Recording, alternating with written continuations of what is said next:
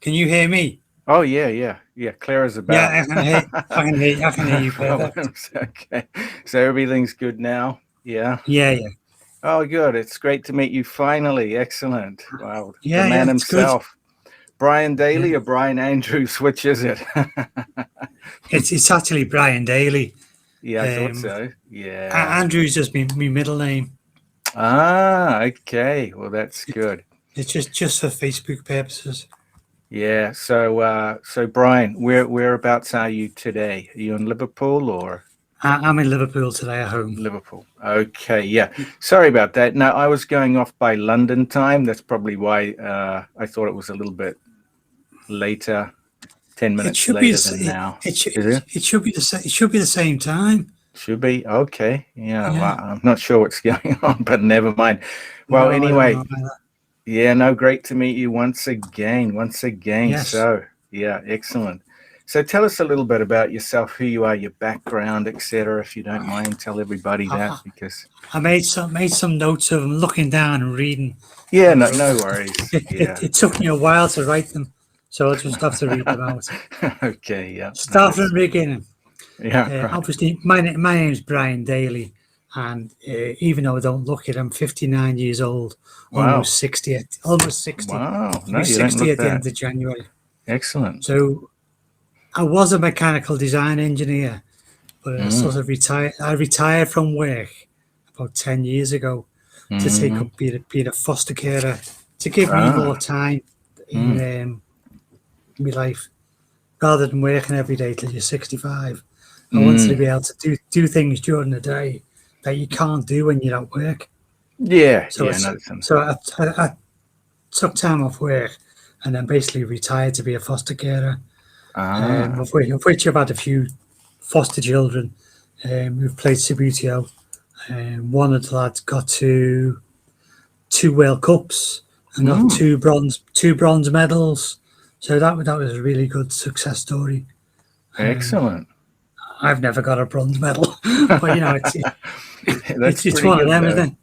Yeah, well, you train Yeah, them up, so that's good. You yeah. passed So on your skills, and that's great. exactly, I live in Liverpool full Mm. time. Ah. Uh, I like most sports, as most people do, especially football, Mm. and I'm a Liverpool supporter. Yep. Um, and I played a bit of golf. I'm not really into tennis. I've tried to get into tennis, and it's such a seeded sport that it Mm. seems unfair on the newer players. Yeah. So greatly unfair that the same Mm. guys are in the same rounds every single time for the TV coverage, and Yeah, that's obviously true. they win all the money as well, them guys. Yeah. So so that's a little bit about my background. But Mm. obviously, I've played Subbuteo Yeah. for such a long time. Yeah. That's why I wanted to interview you. Now, yeah, you're from Yeah, Liverpool. Now, I remember because you made those excellent goalies for solo that yes, I the bought solo from you. keepers. Excellent. Yeah, they're really good. And you sent also a sticker of your club, and it's got Liverpool on it. So tell us a little bit Yes, about your club. Liverpool Table Soccer Club is a sort of reenactment of the Merseyside club.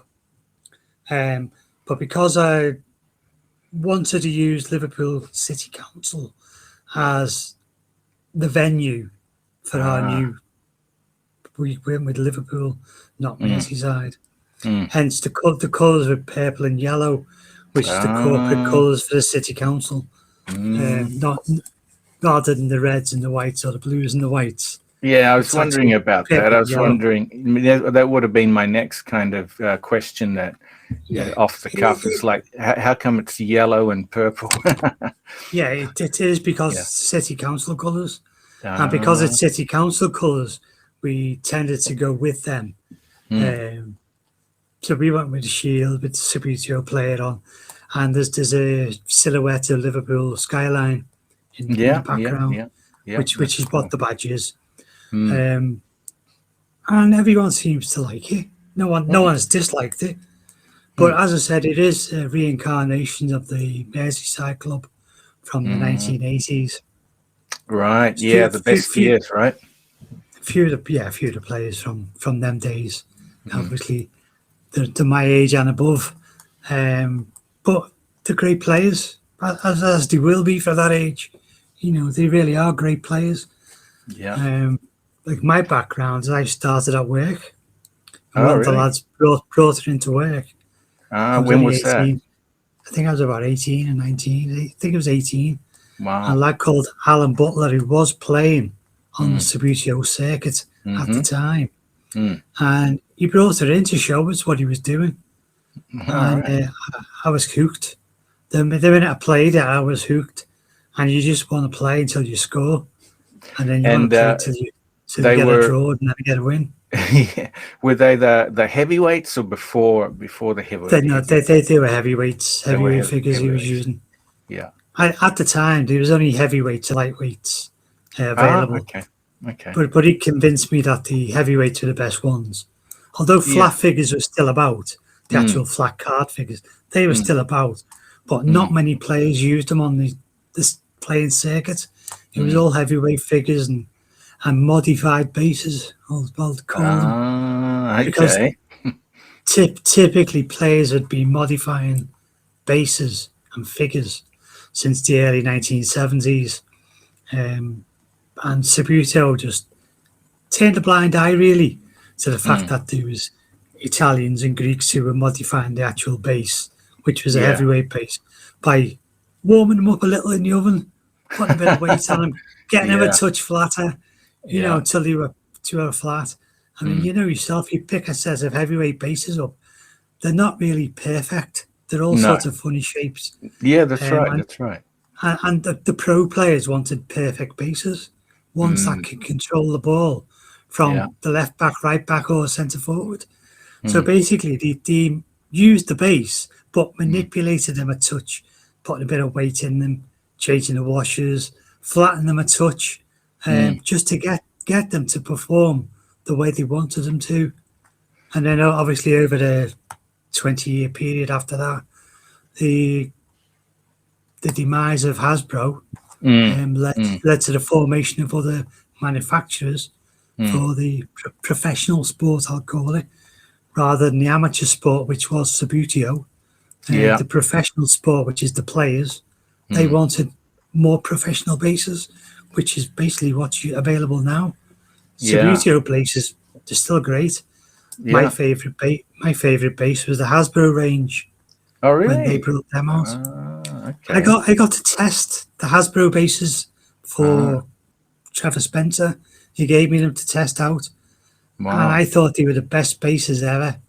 It took me months to learn to use them because there was a different flicking technique. Yeah, the Hasbro ones were the more flatter ones, right? Yeah, there was a slightly flatter base. Yeah. You can still curl them. And they were still slightly concave flatter a bit. base. Yeah. Still concave a bit. Yeah. And they were honestly the best bases I've ever used.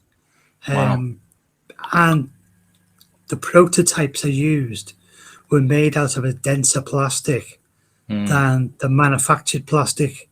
Unfortunately, the manufactured items may have cost a few pence less to produce per player, but for selling on and for selling to kids, they wanted to be cheaper.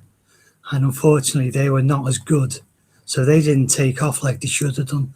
Had they were made out of the prototype plastics, they would have took off majorly. And we'd probably still all be using them now today. And there wouldn't be many other manufacturers available because their bases were so good. They do everything that a modern base can do. The only difference is the touch is slightly heavier. Because they're radiused rather than chamfered at the edges. So where a chamfered base will snuggle into the ball a little bit, the radius base bumps it away just a fraction. And would you still use them, or they're not legal in modern matches now? I'm not allowed to use them in most Subbuteo tournaments, but the Subbuteo tournaments I have used them in, I've won with them. In the modern game where you can use any base, I could use them if I wanted, but I would honestly be at a slight disadvantage knowing that the touch wasn't quite as good as an EW or a Tishar base, with a very, very soft touch. So, you know, it's also horses for courses. I play the tournament level in major events. And as you play a tournament player, you want to play with the equipment which is available to be able to do the best you can. And that's what we all do. That's what we all do. Yes. So in my early... Sorry. That's really good. So talking about bases, because you brought up bases, what are your favorite bases and why? Now I'm using Astro Base C5 Tri-Base. Lucas? Tri-Base 3. Tri-Base C5. C5, okay. Give me box. I'm just going to get me boxing. I'm going to try and hold it up to the hold one up to the camera. It's a black, okay. Yeah. I use a black and white figure, a black and white base. Yeah. Mainly because it's the base of my choice. Because it's, like I said to you before about the Subbuteo base, it's almost the same design as the Hasbro base. So if I try and bring him in. Oh yeah. So look at the shape of it. Yeah. It's almost identical to a Hasbro base with a very similar base flat area. Right. It's got a curved on the end. The only difference, this one, I have a 55-degree angle on the edge. 55, not 45? 55, not 45, 55. And for me, I've been using different types of this base. And the 55-degree gives a better range of shot. Sounds daft. Sounds really daft. But a 45-degree will chip it all day long. Yeah. And it'll chip it in certain directions. With a 55-degree will allow me to chip it in slightly different ways, as in chip it to the top corner, chip it up and down, and chip it in and out. These bases I'm going to show you now, these were the first C5 bases aboard in about 97 or 98. From Astro Base? From Astro Base. So they're the Astro Base originals. So they're the originals? They're the originals. And they were the ones that I bought because they were so close to the Hasbro base. Right. And I used them for about 15 years. And now I've only got one set of them. So unfortunately, I can't use them anymore. So really? I now use, I use different bases. I've got two sets exactly the same. So I've got two sets exactly the same. So one's in red and orange. And the other one is the black and white. So I use them two sets all the time. These are just in my box, just because they're in the box. So if I'm playing on a sticky carpet, shall we say, because some players can get very sticky, and you get on a sticky pitch, they can curl extremely well. So I don't have to worry about sliding all the time. These will curl all the way around and good distances. So they're in my box just as a one-off team on a sticky pitch. So that's what I use them for. Well, let's hope there are not too many sticky pitches around there. Not now. There's not many available now. Yeah, oh, that's good. That's pretty good. Excellent. No, you did put me on to those tri-bases a while ago, and they are very good. Although myself as a new player, I still need to really refine my technique. But I think like I said to you at the time, they're a bit like a wild stallion. Yeah. At first, they're very difficult to control. Exactly. Once you learn to control them, they will do whatever you want. I can pop the ball up from just in front of the keeper and chip it over the top of him from close range, because you know how hard and fast to hit the figure. Yeah. So it's all about speed and power. So once you understand the speed and power bit, these bases will do exactly what you want them to do. Really good. Excellent. What I've found is it's fractions of difference between, let's say, an EW. An EW have a big range of bases. But between all the bases, the shape's the same. The weight differential will be slightly different. The plastic material will be different. The the disc that they put in the top slightly different. So they're the differentials, but the shape of the base is basically the same. So when you're hitting the ball, you're hitting with the same points of contact that you would do with any other EW base. So the up and down range is forced by the 45-degree angle. And So because that's I'm using, that's a slight difference. So you only see it maybe once in 25 or once in 50 shots. You'll see a miss because of it's slightly off, slightly out. Because what I found with the Astro Bases, I can cut them back on an angle better than any other base. So if I'm cutting it back towards the goal, it'll cut back better into top corners than I can do with any other base because of the angle it's cut at. So you're talking about Astro Bases. So you mean that the Astro Base kind of tried to stay with the Hasbro shape in the beginning, I think all the manufacturers tried to stay with the flat bottom base, right? And the original festive figure, which is the one with the polystyrene figure, that come out in the early 90s, and that base was the start of cutting them at an angle. Okay. And that was the first 45-degree angle, a flat, solid base with a polystyrene figure on, which made the center of gravity very low, so it was easy to chip the ball from distance. And the festive rule changes at the time allowed a shot to be taken from anywhere on the pitch. Oh, really? Wow. Originally, the shot had to be taken from inside the half that you'd be shooting into.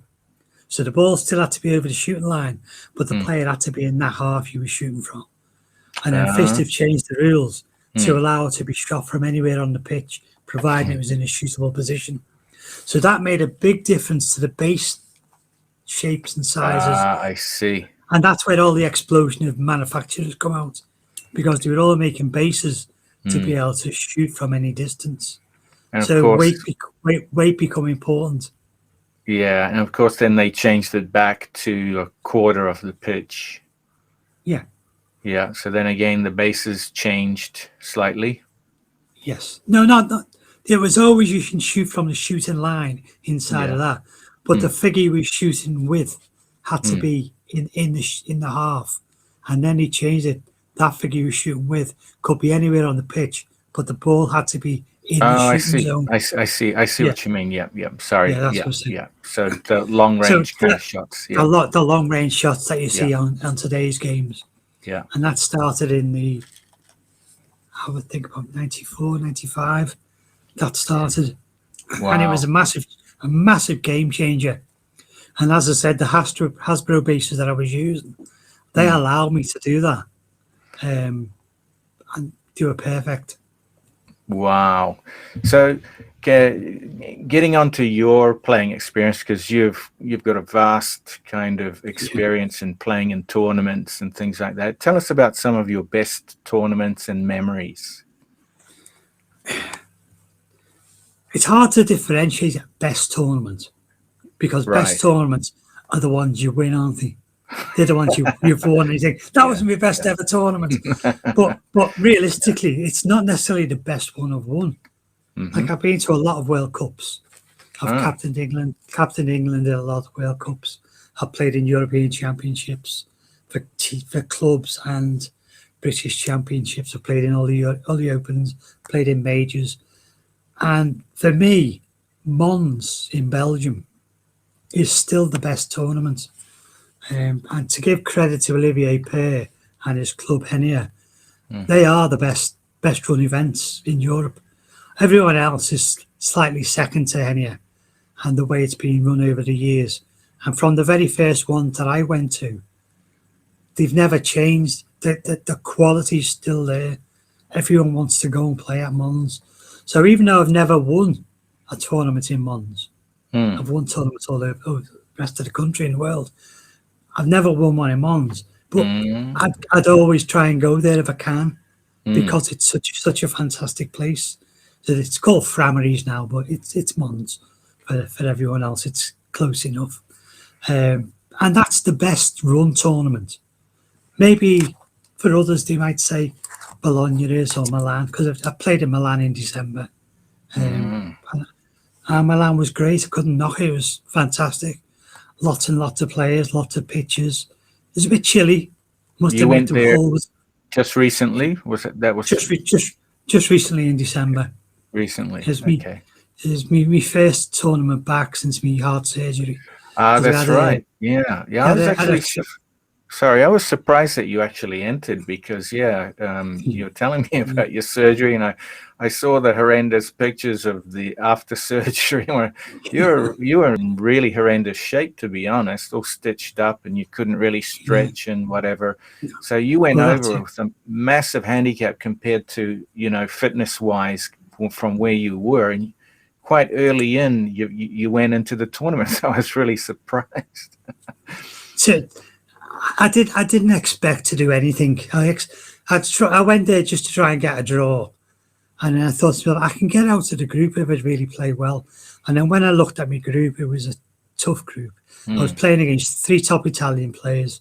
Claudio Dogali, Massimiliano Croati, and another player, I can't remember his name.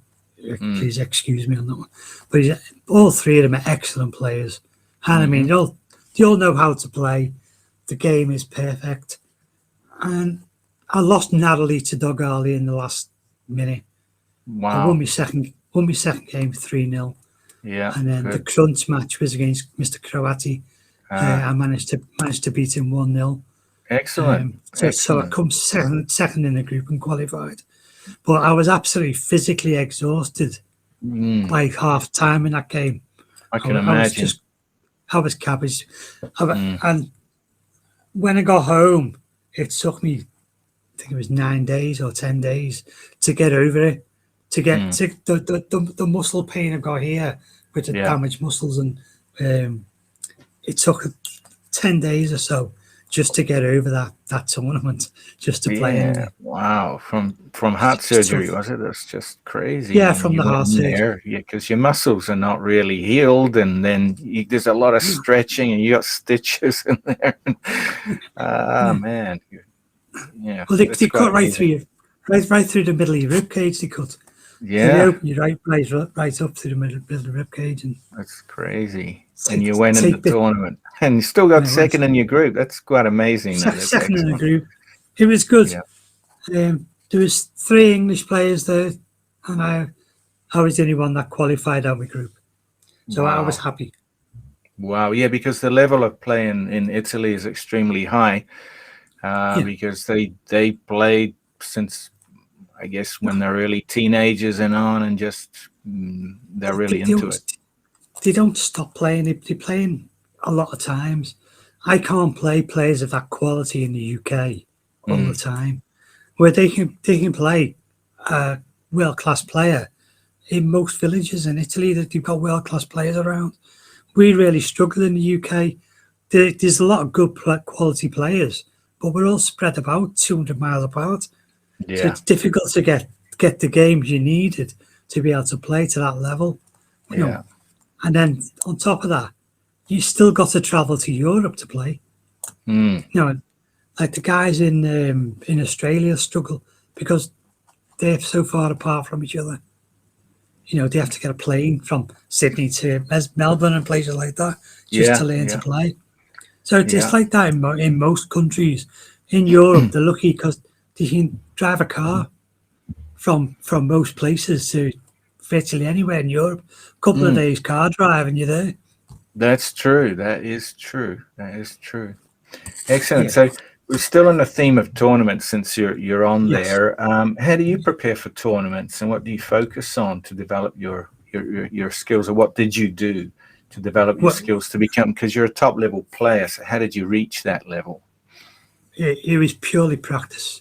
I've been teaching people for the last few years how to play to a level which will get them to semi-finals, finals of a cup. And the important thing is to get the basic parts of the game right. So I try and teach everybody the same method. in your game, if the basic part of your game is perfect, then you don't have to think. If you don't have to think about the basic part of the game, like which player to flick, how to flick him, how hard to flick him, if that's ingrained in you, then when you're playing, the thought process taken up in your brain to think about what you're going to do is gone. So you can think about where you're attacking and how you're attacking more than what you're actually doing. And that becomes a natural process. So getting the natural process right is very, very important. So the only way to do that is by training. And if you train in the basic methods which I promote, most players can get to a very good standard. And I mean a very good standard, without actually going to play anybody. You can actually just use a pitch, do the basics, practice 2-3 hours a day for 6 months. I know it sounds a lot, but you could do 2-3 hours a day, play it for 6 months on your own without even playing anyone. And then once you play someone in an event, just do the basics very, very well, and you'll get a good result. You might not win, but you'll get a very good result. I can testify to that, because remember, you gave me a lot of tips, and I really took real basic tips, and I listened to you, and I implemented those the best that I can, because I'm a beginner. And so you could say that basically I've only been playing competitively for 6 months, but it's through the divided in 2 years, and then 1 year I stopped completely, just got back into it. I did your training, what you advised me to do. And I'm not a good player, not boasting or anything, but I bet the Japan #1 in the first game back. And then I just lost to the captain of the Japan team 1-0. And the other game I won. And I went on to win 3rd place. So what you teach really does work. I can testify to that. It's true. It's really good. The basics are touch, control, passing and shooting. They're the basics of the game. Get them right. Without playing anybody, get them right. And that's your game sorted. The tactics of the game, the attack and defense, they're strategies that you learn as you're playing people. Strategies can be learned, but if you're only playing one person, you only learn to play him. So you play someone else to be a different strategy to learn. So the advantage of playing lots of different people is to learn the strategies and the defense tactics to be able to control somebody else's attacking formats, because people attack with 2, 3, 4 or 6 players. So you need to understand the format they're using and then defend it correctly. But what I'm saying is the basics part of the game, which is the most important, get that right. And it's the majority of the game you're playing on the pitch. Yeah. So the likes of a defensive strategy, I use a rugby style defense. So if anyone watches rugby league or rugby union, they'll understand what I mean by a rugby defense. It's a line of players, and you've got your line of players. If anyone's attacking down this side, the guy furthest away comes round the back to help, and then round the back to help. So obviously in Subbuteo you can't kill him that far. So you basically pull him down to the middle and then push him up to help. And the idea of the rugby strategy is very similar to rugby in real life, where they hold the ball in position and then surround it. So the idea is to hold the ball up so that people can't attack you, and you surround the ball with your man. And then you've won the ball because the guy can't get the ball anywhere. If you do the surrounding bit correct, you win the ball back 19 times out of 20. You'll win the ball back. The 20th time, you'll kick it out under frustration. But you will win the ball back. Purely because they get frustrated. Because all you're doing is surrounding the ball in the right position. So you surround it out to the wide as you can push them, and as close to your goal line as possible. You surround it there because they can't score from them positions. So you surround it where it's hard to score from. But that's a tactic that you have to learn as you're going. But you do your basics, you practice at home, you do 500 to 1,000 shots a day, you do touch control, you touch up to the ball, you dribble the ball around the centre spot with 2 men, and then 3 men, and then with 4 men. And if you can dribble a ball around the centre circle with 4 men, and each man has to go at touching the ball, so you're using 4 men to dribble the ball all the way around that centre circle, you now have control of that ball. You've got control of your figures you're flicking and control of the ball, using all 4 men to drive it round. It's a difficult task. Using 2 is easy. Using 3 is a bit harder. Using 4 is very difficult to do. But once you've mastered the 4 flickers all the way around the centre circle, and then you can dribble it in and out of chicanes up and down the pitch with 4 men, you'll find on a pitch playing someone, they can't get the ball off you. Because you know how hard to hit it, where to hit it. You can surround the ball your own by using 3 or 4 men of your own. You're surrounding the ball and you're guiding the ball wherever you want to. That makes sense. So in a 15-minute each way game, the time flies when you're trying to win the ball back off somebody. Yeah. You know, and like you said, I've got a lot of experience from playing in the 80s with heavyweight figures, playing in the early 90s with heavyweight figures, going on to the Hasbro flat figure, and then onto the modern bases by Profi Base, Astro Base, Tishar, all their manufacturers who are out there now. They all make excellent bases. They really do. Yeah. And each one's got its own merit. I wouldn't say just use Astro Base because they won't suit everybody. The same as I wouldn't say just use EW because they won't suit everybody. I was using Sure Shot bases, which are cheapest chips for a long time. Which base? Sure Shots. Okay, I heard of those. Yeah. I was using Sure Shots for a while. I was also using Profi Base, and Profi Base was a 3-part base. I wash it in the middle, and then I couldn't control my brain power to understand the difference between the weights, and it started to get onto me, where a player could be using the same base as me with a different weight in it. Yeah. And I wouldn't be able to tell whether it was better or worse than mine from 2 or 3 flicks. And then it would get into your head, and it really does disrupt your weight pattern and thinking, what base am I using here? Why am I? He's using that. He's just shot better than I can. Is my weight too low? That's why I did away with all the weights, and I started going on to the Astro Base. Yeah. And it's 3 parts plastic. There's no weight in it. It's just solid plastic, which is exactly like the Hasbro base is solid plastic.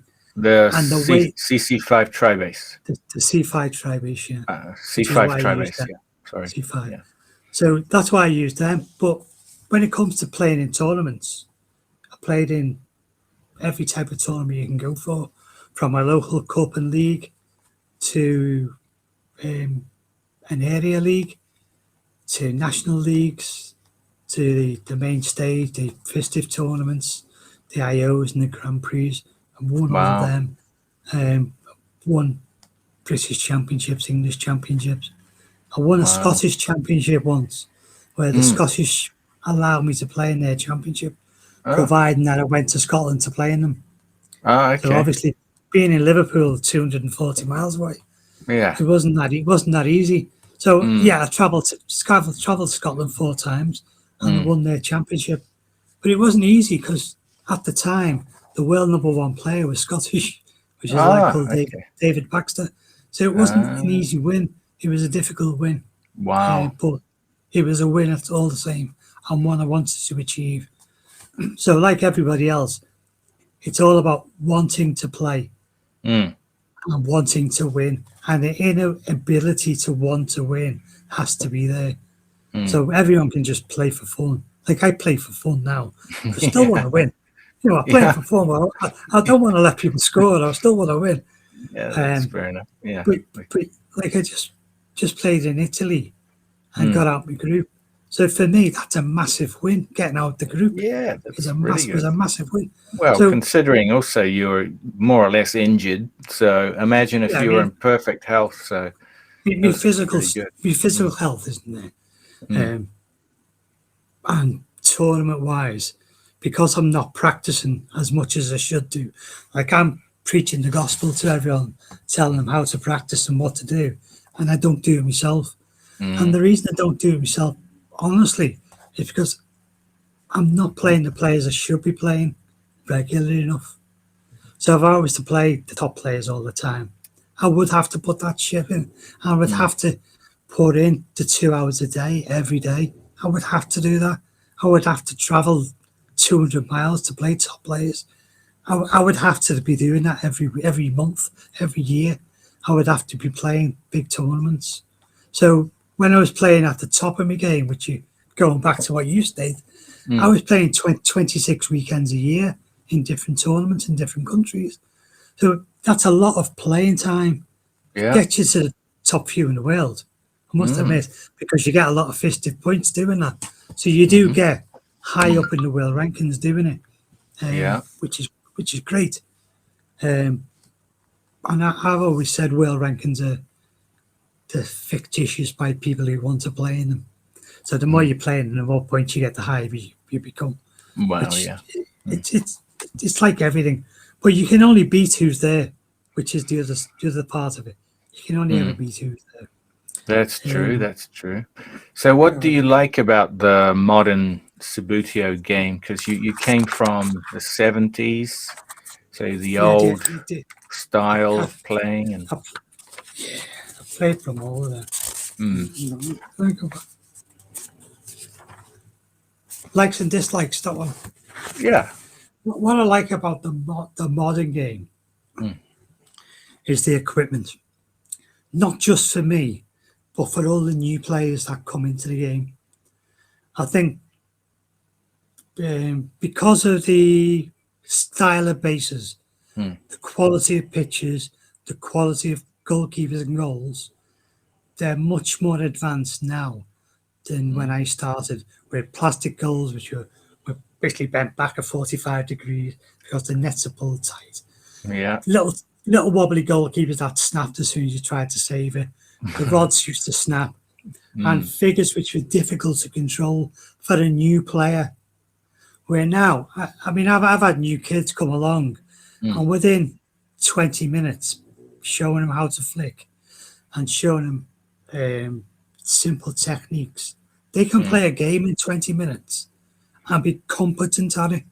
But you couldn't do that with the old heavyweight figures because you'd be lucky to hit the ball twice. Yeah. So that's what I really like about the new equipment is it's great for the new game and bringing the game in. The quality of equipment is so much superior, and the ball's around. I know it sounds daft, but when you're playing at any level, if you use a ball which is wobbling up the pitch, you don't know where it's going to stop. You know, because a lot of pitches you see them curling off, and you can blame the pitch isn't level. But a lot of the time, it'll be the ball. I never ever use a ball with a decal on it because decals tend to make the ball move. Usually because the weight of the glue, people spray varnish over the decals just to keep them round. Yeah, and they don't work. My dislikes are great. My dislikes now is all about the figures themselves. There's so many different types of figure available, as in the plug-in figure. Yeah. People have been abusing them over the years, making them bigger, stronger, shorter, and now the 3D print them. I do believe that a figure should be a figure, and to play in a tournament, I think they should all be the same. Fisted for the body should decide this is the style of figure we use, and we all use the same figure. We don't have different figures. The sharp figures, bigger, stronger, supposedly balanced better. So I'm saying supposedly because it's only fractions. And then you get a guy who you'll play, and he's got an arm missing off his figure,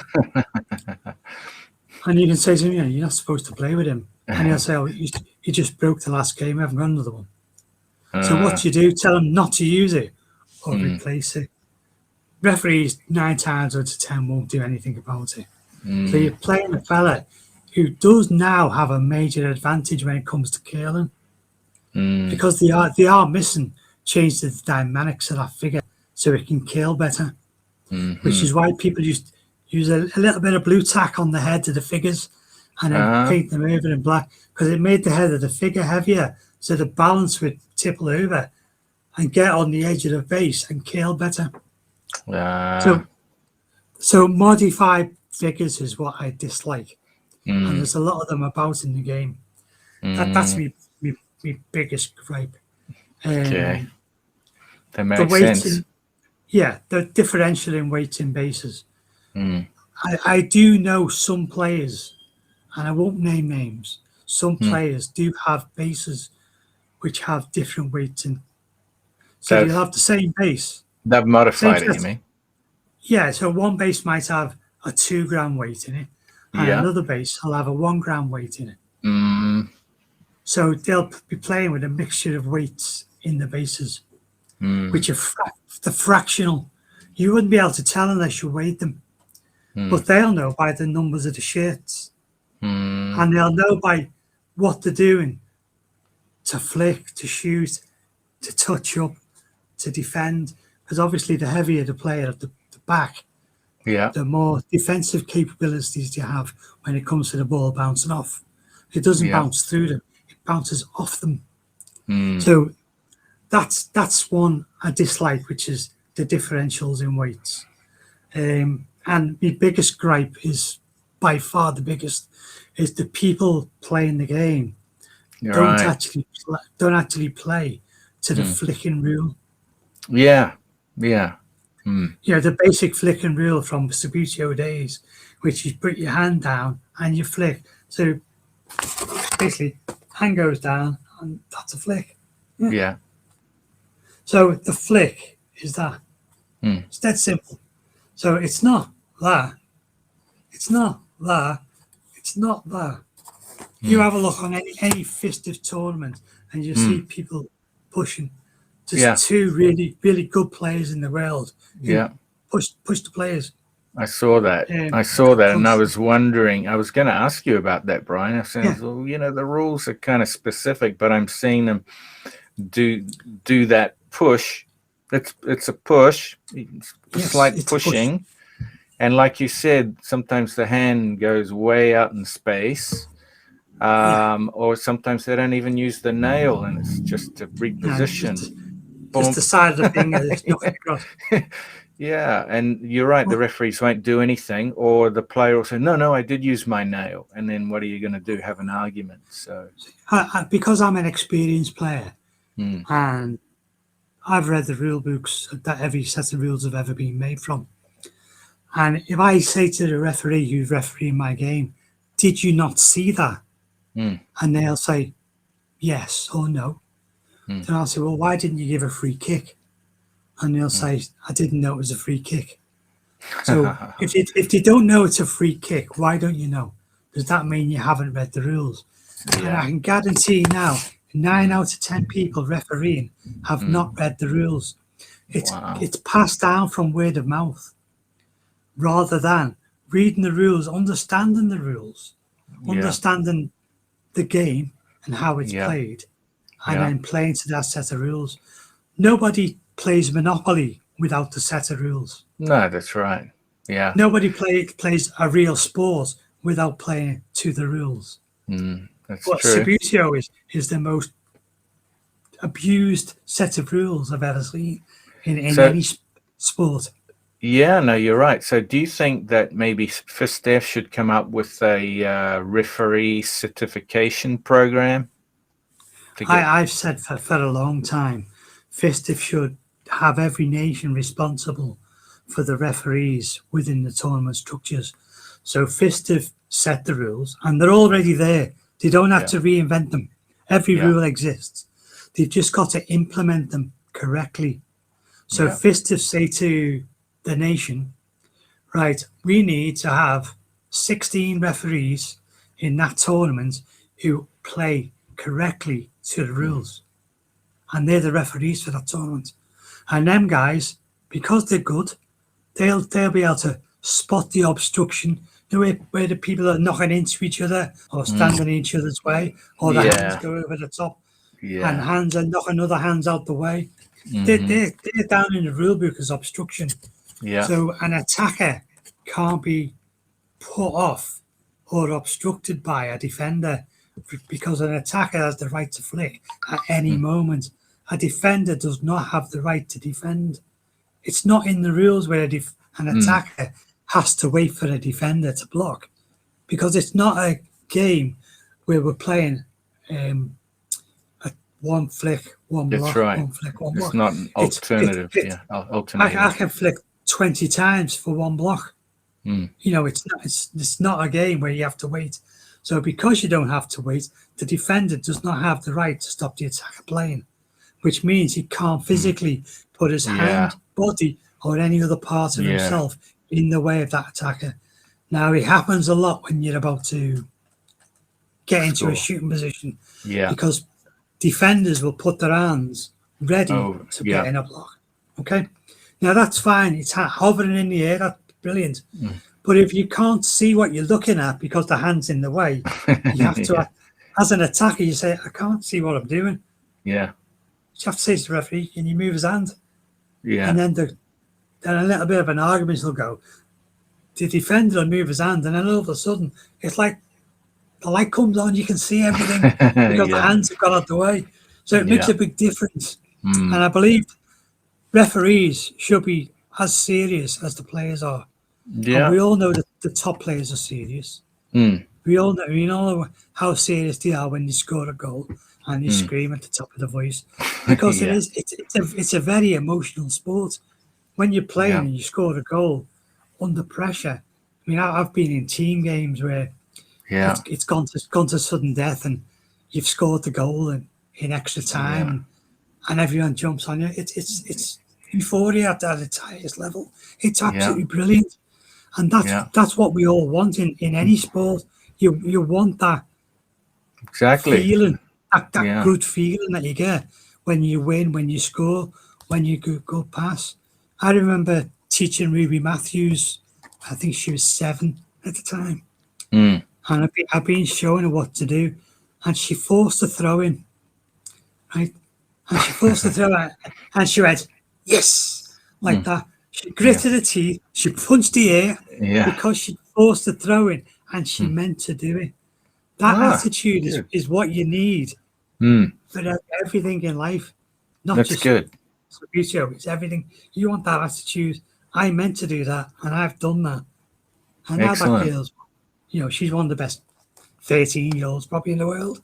Excellent. She's really good. But amazing. Going back to us.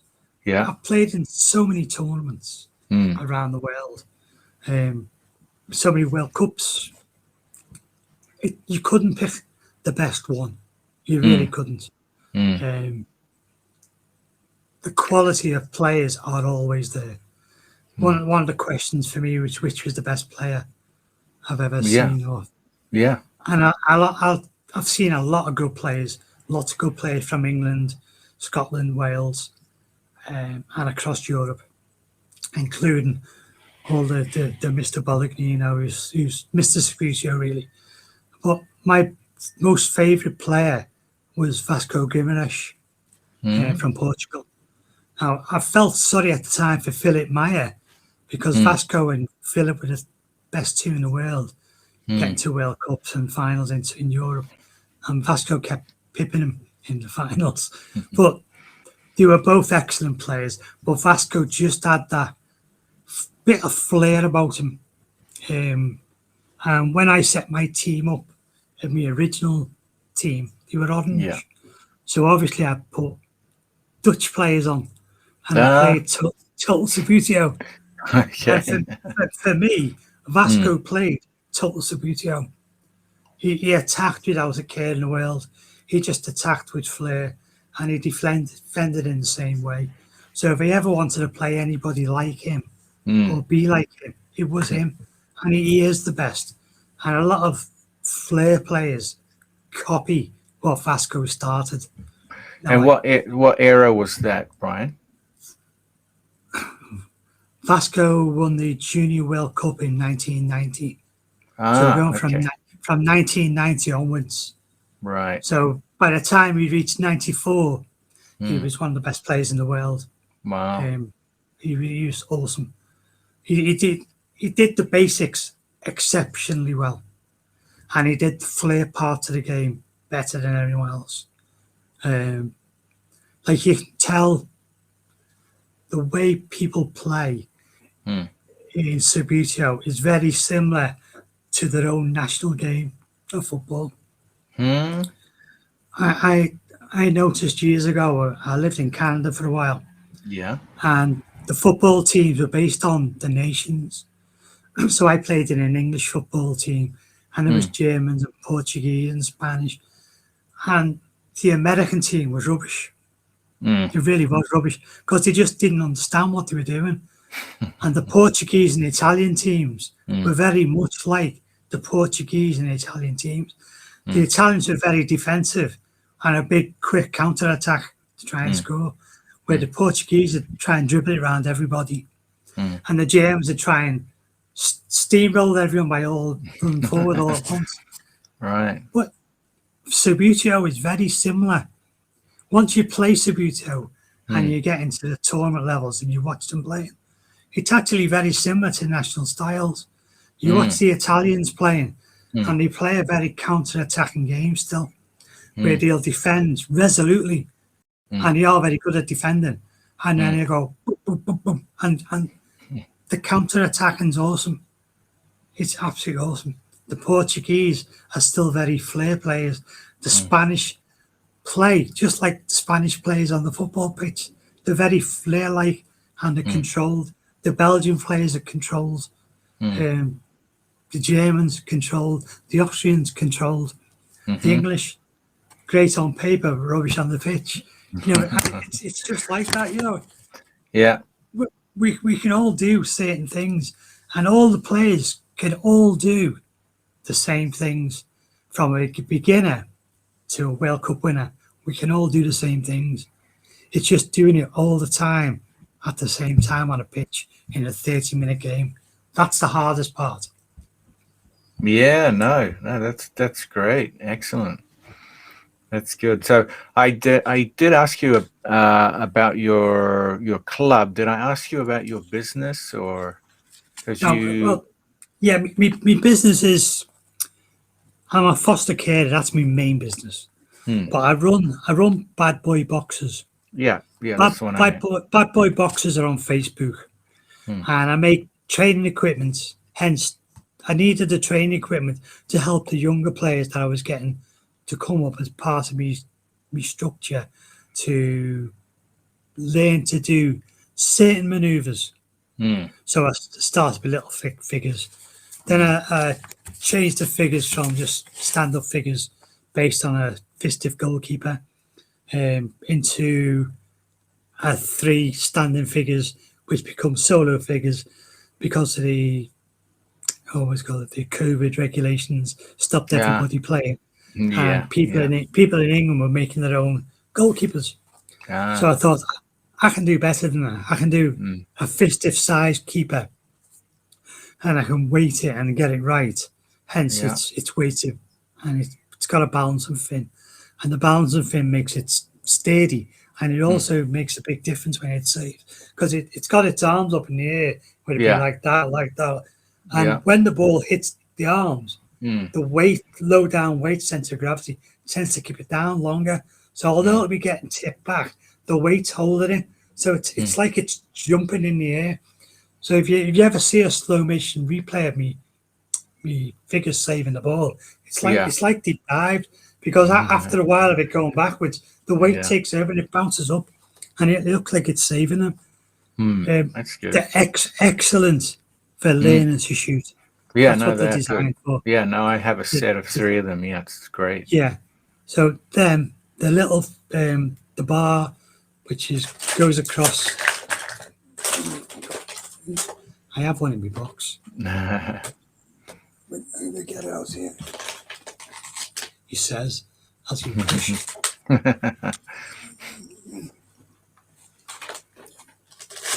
So, which is basically 3 parts. 1, 2, 3. Yeah. And they link together. Mm-hmm. And that'll go in a goal. And I can have a third one, which will go, whoops, he says. I'll put it on here and I'll show you. Yeah, that's probably easier. So the idea is to learn to shoot. Yeah. The gap here can be widened or narrowed. Yeah. So that's giving you an angle to shoot from. Yeah. So you can now control the gap that you can get the ball through, whether it's on an angle through the goal or straight on. You're controlling the gap that you're shooting from. So you've got to get it over here and in between that gap. So you can imagine it in a game where you've got the post and a goalkeeper. It's very tight, that space. Yeah. So that's why you're aiming for that space. And you want it to drop in.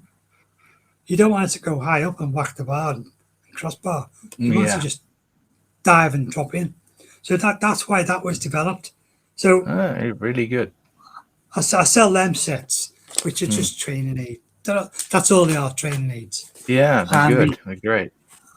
My solo figures are all just training aids. Just give me a second. Lucas, Sure. Go upstairs and get me some solo figures. They're on the shelf. He's going to get some solo figures. Could have had these ready, couldn't we? Yeah, that's Here's one we okay. prepared earlier. Yeah. So the fist of goalkeeper, which is the metal goalkeeper, Yeah. and the holder, yeah. So that's your fist of tool. So the goalkeeper fits perfectly in that space. Yeah. So it's on the shelf in my room. Hang on, Lucas, the room where I do all the work. You went in the wrong room, sorry. So I designed that shape, yeah, basically, which is the same size height-wise as that, from there to there. So it gave me the distance. All three of them. I've got a monkey doing a job. So, they're the solo figures, as you can see. Yeah. Yeah. And it's got the weight behind it. And the idea is, you've probably noticed for yourself, when it hits him, it tends to send them into a spin on these ones. Yeah. But because of the way it's weighted and it's directly central to it, when the ball hits any of them, it springs up as if it's jumping up in the air, and it does save the ball. Incredible things. Yeah. It's the little things like the different size discs. That's just not because of the way it is. It was a trial and error over a period of time to get the right diameters to make them work as a group. Yeah, So, and you got the one in the center, and then the one diving left and right. The good, very versatile tools. Yeah, I mean, the whole idea was to have the 3 of them set up. Now, the way I used them, I would have them on an angle from a corner, from a goal, so that you're using 2. So you're shooting across them, and that one will be diving to save the ball. As if he's gone from that to that. So if you get it over him, he's diving into the corner. Right. So that's how I use them. I use them as pairs. So if I'm shooting across that way, I leave him standing facing you. So I've got to get the height to get over the top of him. And then I've got to get past this little thing on the side. So if I get the shot right, he will go over his head and just go on over his arms there. But it's very difficult to shot. But it's great practice. It's great practice. And Astro Bases in Italy now, they supply them for me because it's difficult for me to get into a lot of parts of Europe since England's come out of the EU. Yeah. It's very difficult now for the postage side of it. So hence Astro Bases are in Italy, so they can send and distribute all over Europe for me, where I can't do it myself at the same costs. Yeah. Because cost is horrendous. Phenomenal now, yeah. Sending stuff into Europe is basically doubled and trebled in some places. Australia is just Australia's phenomenal. It's better sending a crate rather than sending one box. Send a box 4 inches square. It costs like £40. Well, yeah. Also, the Japanese yen has dropped so deep in a hole now. Before COVID, it was very affordable. Now it's the opposite. It's almost 200% more expensive. It's crazy. But that's the world we're living in. I think we're living in difficult times now. Everybody is in difficult times, and it's mainly because, as you just said, the banks are putting interest rates up everywhere. People are asking for more money. The cost of living's going up, which pushes the cost of everything else up. Exactly. People can't get higher wages, and everything else stays the same price. Everything else goes up because the wagon drivers want more money. The shopkeepers want more money to have the staff. Yep. Because they want more wages. So then the cost of the goods costs more. Yeah. It doesn't take a genius to work all them bits out. No, that's right. That's right. You hit the nail on the head there, Brian. So the products I make Yeah. are quality boxes made out of acrylic, and I do 2 sizes: a 2-team small box and a 3-team or 2-team mid-sized box. I've stopped making the larger boxes with 4 teams in, mainly because the quality of boxes coming to me was getting poor, because obviously they were sourced outside of Europe, and the manufacturing qualities was letting me down. So I had to stop getting them supplied.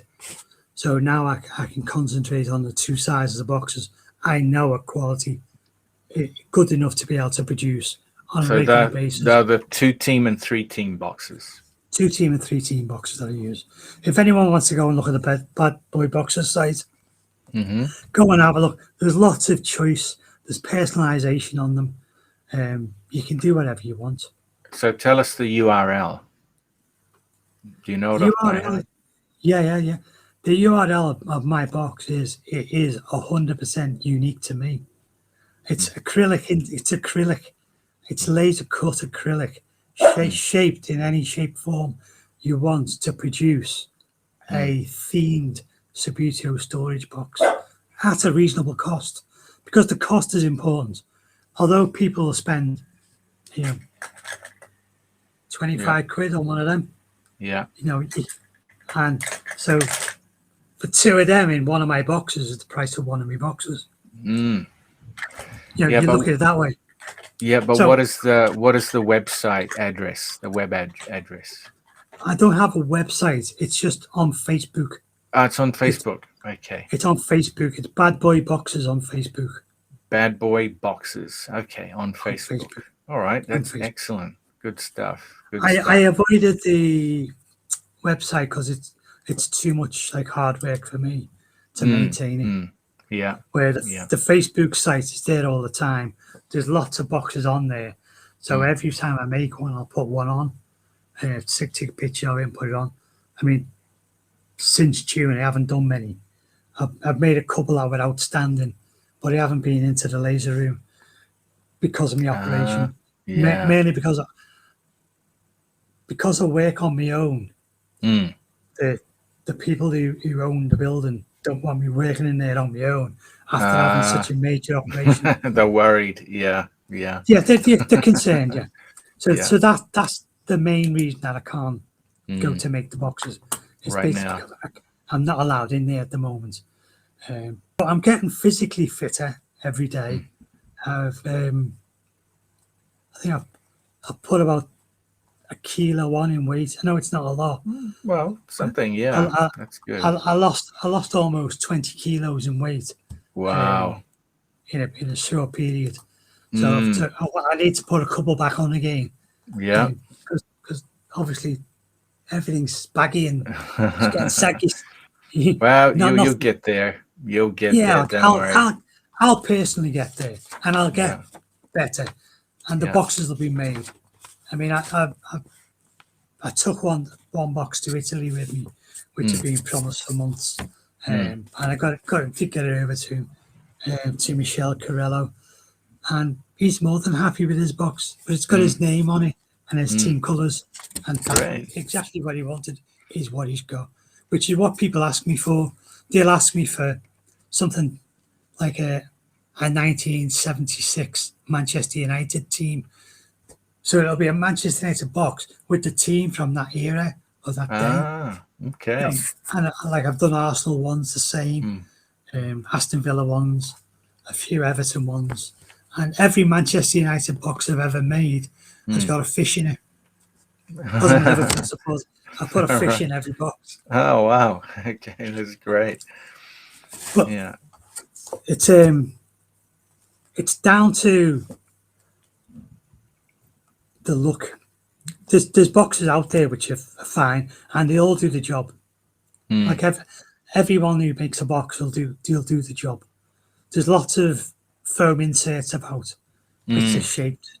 Put your players in, put them in a box, and it's happy days. They're great, but mine look and feel better than anything else out there. Yeah, certainly looks great. It's only until you get one and you touch it and feel it, then you understand what it's all about. It's having one in your hands. Like Roy the Rovers boxes, I was selling lots and lots of them at first because it was very, very popular. Roy the Rovers, but Jordan shut down. But now it's not as popular now. Teams have come back now. Yeah, you know, the football teams are all coming back in. I did a really nice Rangers when he won the 55th title. Did a really nice Rangers box for that. Exceptional. Holland, Luton. They all look brilliant. And there's people that you make boxes for that you don't know. Like it's not everybody in Subbuteo who buys the box. There's people who've bought boxes who've never played in a tournament. They just want the box because they're beautiful, And there's mum bought a box for her son and Stan's husband, and it was designed just for them to have a team in each side. And you think, well, I've never heard of this guy before. And it was based on Dan 10 or something like that. And the guy's a multi-millionaire, but you don't know until you make boxes. You really don't know. Well, you got to hit him up again and say, hey, how about buying another 10,000?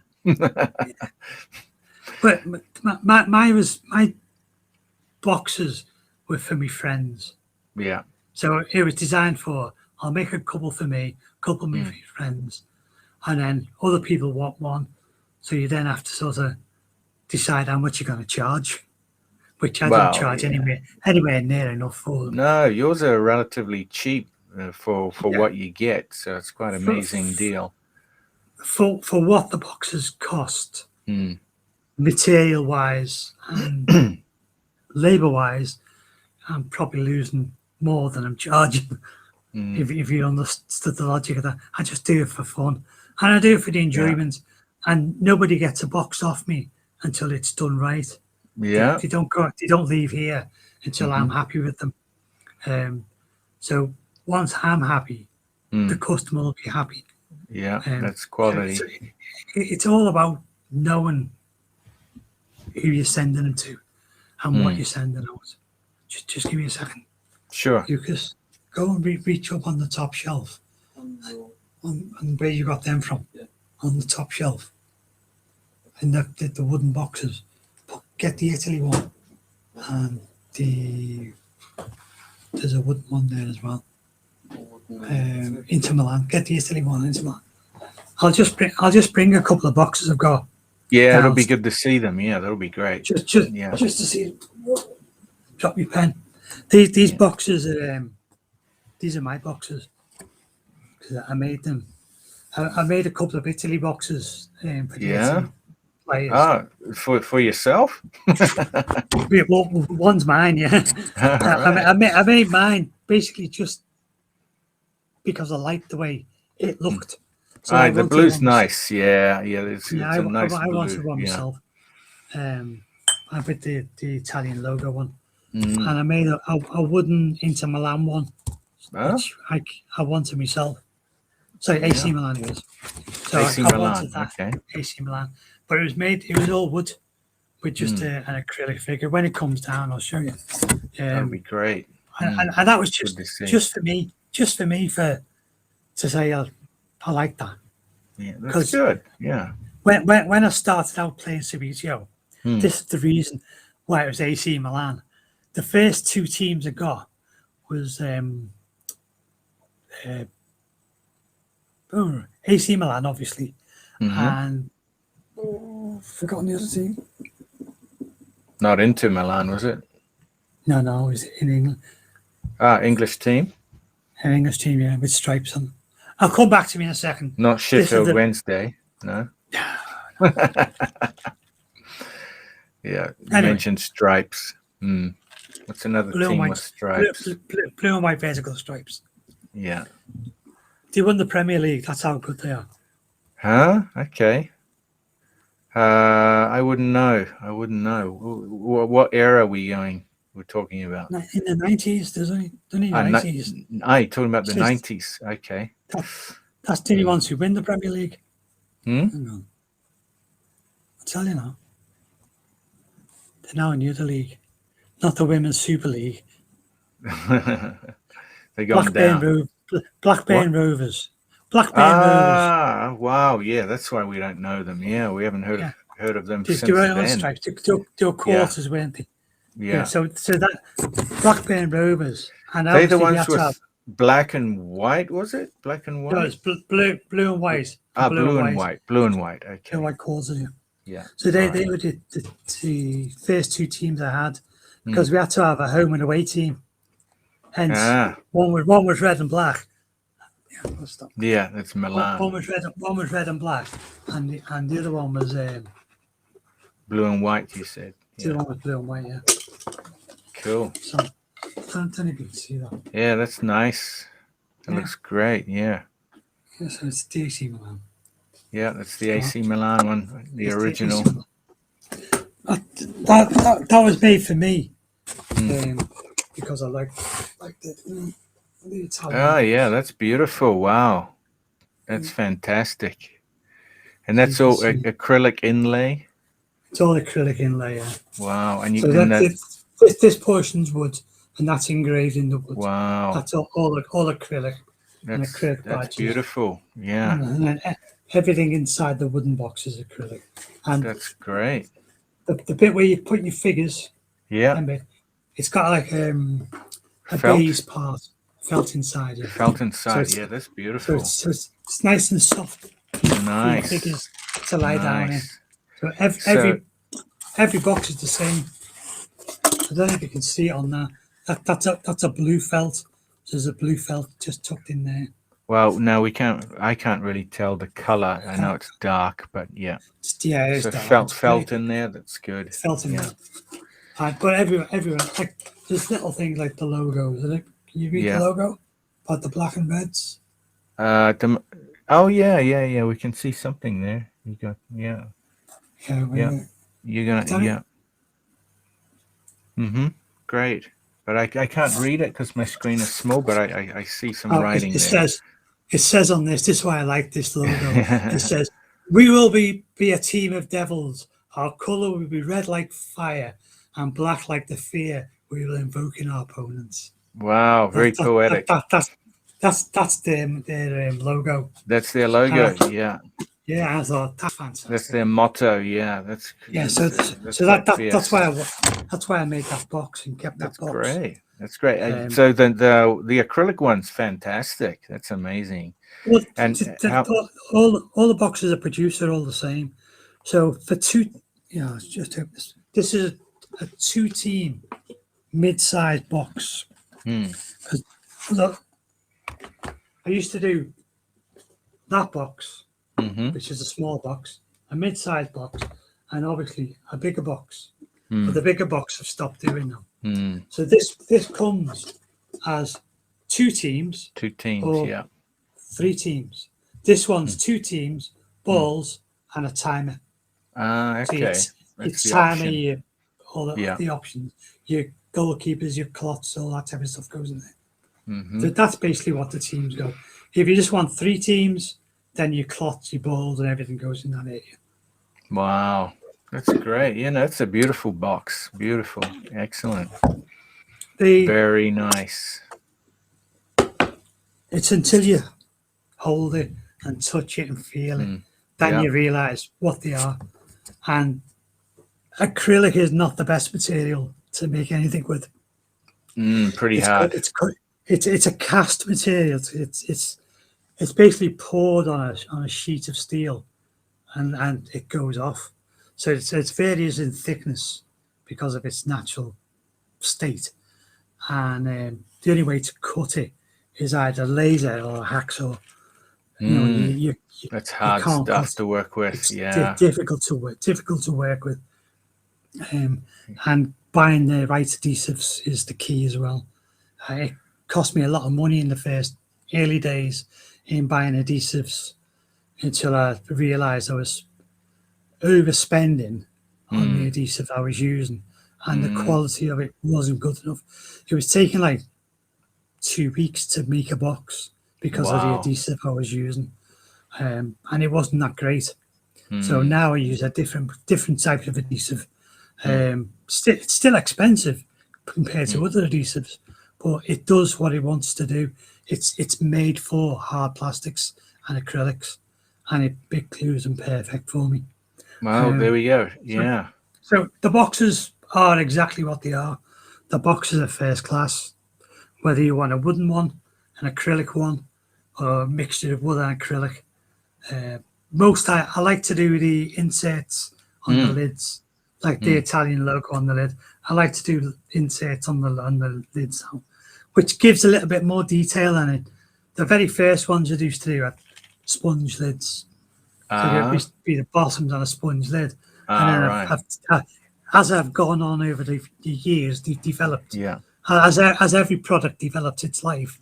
So now the boxes I make now are better than last year's model, the year before the model, years before, because each year it's like this gets more improved, that gets better, the text quality gets improved, the font, the depth, all the little things that when you first start out doing the engraving might not seem like much, but it becomes important. It's like one of these little figures. See the little figures? Yeah. Holding up. See the way the little figures. Yeah. The black is just felt tip pen. Originally. It just goes into an engraved line. So these are my ones that I play with. So the felt tip pen is just to highlight the engraved lines. So when I first started doing them, I didn't do any colouring in. And then I did them for me. Realised how they look better. And everyone that gets it now gets the felt tip pen mark. No matter what colour they are, you get that. So I make sure that my distributors, so I've got the Wobbly Hobby Shop in London who do the solo figures and boxes. But he's only allowed to sell 2 team boxes, and the solo figures are only done in Italy. Because of the cost of sending boxes to Italy, I don't really do boxes. The only guy who's got multiple boxes is Subbuteo Land himself. Okay. I sold them to Subbuteo Land, to Saverio Bari, and he's got them branded as Subbuteo Land. I saw those on the web, on their website, he's the only branded one I do, which is purely for him. And I don't do his colour for anybody else. So I've stuck with what my guidelines were to him, was I do his green in his boxes only, and it's obviously his logo. And I make boxes just purely for him as an entity. But there we go. Everybody should go to Bad Boy Boxes and order one of those beautiful boxes there to put your players in, and also the goalies for solo play. Excellent stuff. I made a box that's on my website or my Facebook site. There's a picture of a box which was designed for one team and solo figures and balls, and just for a practice box. That's all it was. Yeah. So the guy knew his box was designed for 3Ds to sit in, a team, and balls, and that's all it was. Just purely a practice box, and that's what he asked me for. So he got exactly what he wanted. That's good. So, fully customizable. That's great. Yeah. Fully customizable. If people have got their own boxes and they just want an insert put in, so they send me the box and I'll put an insert in it for them. That's great as well. So I do that service as well, because not everybody, Lucas, go in that triangle cupboard there and get my box out. I'll show you my box. It's made by another person. Okay. Yeah, the little triangle at the bottom. Somebody else made your one that you use? Yeah, originally I bought the box off EW, who don't do the boxes anymore. Okay, so they stopped making them. They stopped making them. Top right or bottom left? Just hang on a second. Yeah, no worries. Yeah, no worries. Take your time. A little one.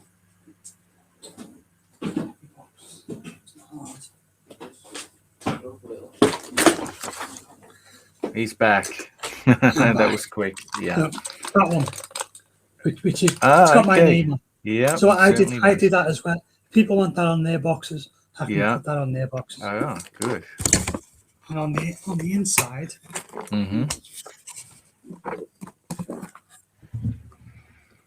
Oh, that's nice too. That's good. Yeah. Whoops. What was that? You got figures in there already, so that's okay. Yeah, there's some figures, some teams in there. So that's this is the box that I take it with me when I go to Europe. So if I'm playing it for England or I'm going to play in Europe, I take this smaller box with me. Yeah. I've got 3 teams.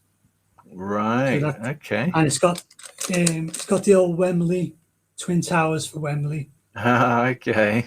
Yeah. So obviously the England badge. I mean, bad boy boxes. I see. Couple of Bill Shankly quotes on there. Says Bastion of Invincibility on that side, and on the other side is believe you are the best and make sure you are. That's your motto. That's my motto. But Bill Shankly said it. Okay. You borrowed it. Thought it was great. So that's good. But, yeah. So I got that timer. Okay. I got that in Italy after the guy beat 3-0. Oh, that's great. Excellent. Very good. Nice. Very nice, so, Brian. Excellent. But it's all about, like, I bought that box about 9 years ago, something like that, 9 years ago. And I used it for a long time, just as a soft insert. And then I decided when I started making boxes, I'd rip the insert out and make mine up, which is what I did. So I can do them for anybody. If you've got one of these.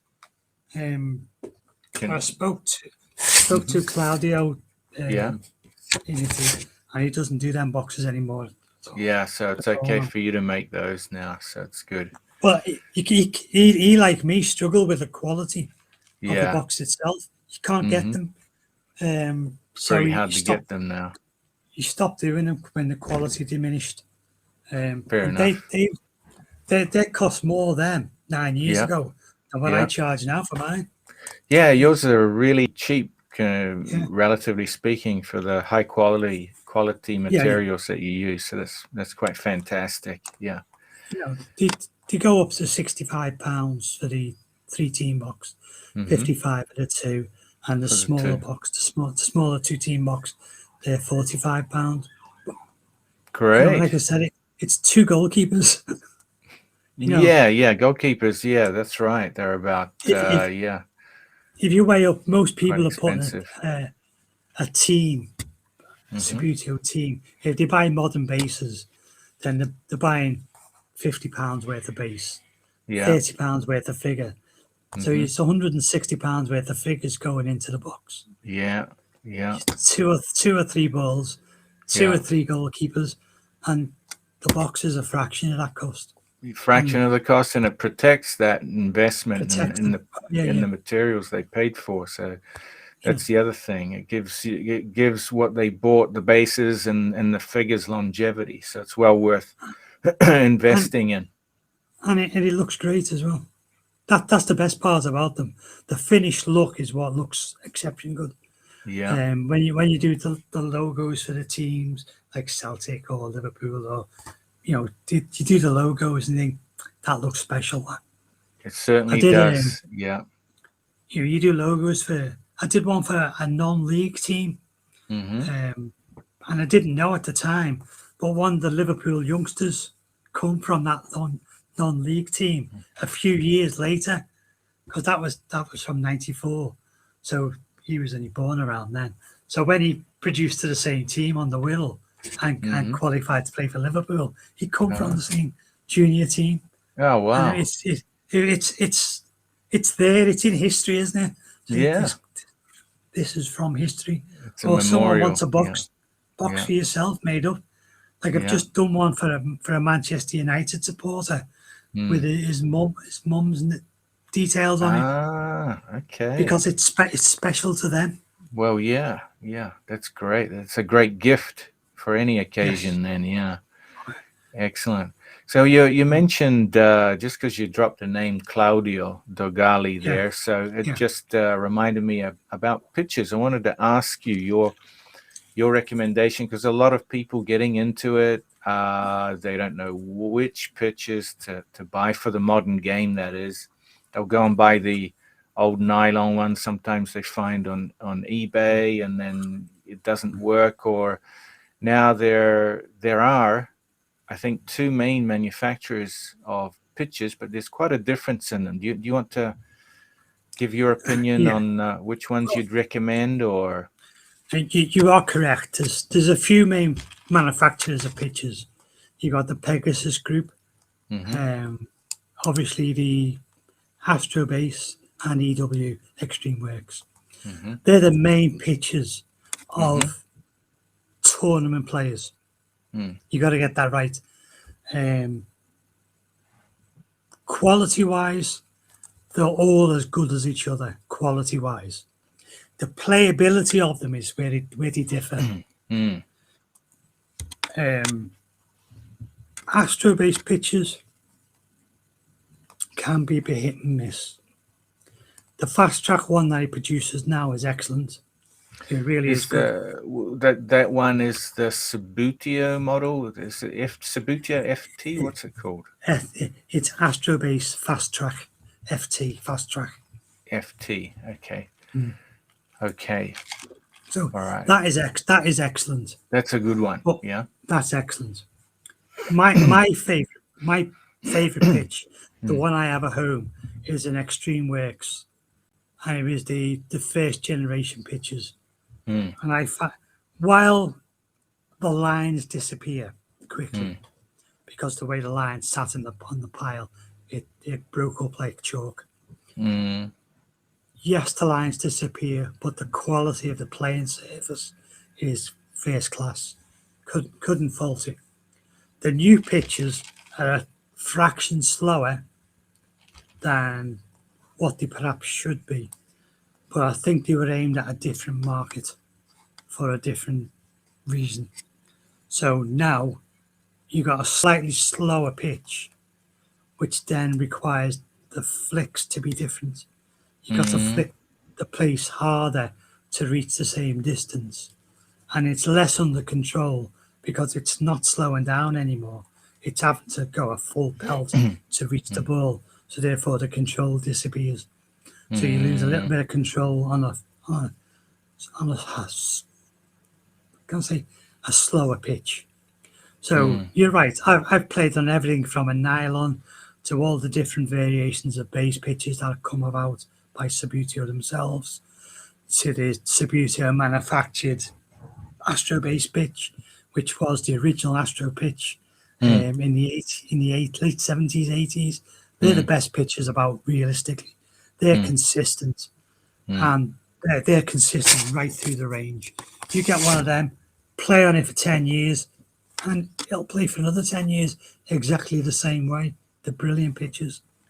EW are the best new pitch, if you know what I mean. They're the best new one you can buy. But it's all down to players themselves. Not everyone wants to play a modern game. Some people might prefer to play a traditional game, and therefore you're better buying a 1970s base pitch. Finding one of them, there's people sell them for £5, £10, £15 for an old base pitch.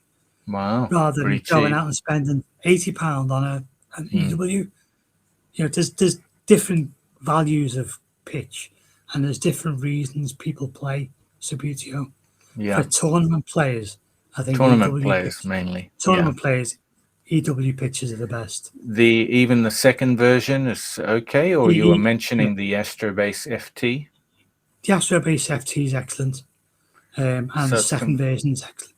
There's not much in it. It becomes personal choice. Yeah. It becomes what you think is suiting your game, or if you got to buy them for the club, and let's say you got to buy 6 pitches all the same for your club, you got to look at who's going to give you the best discount. Yeah.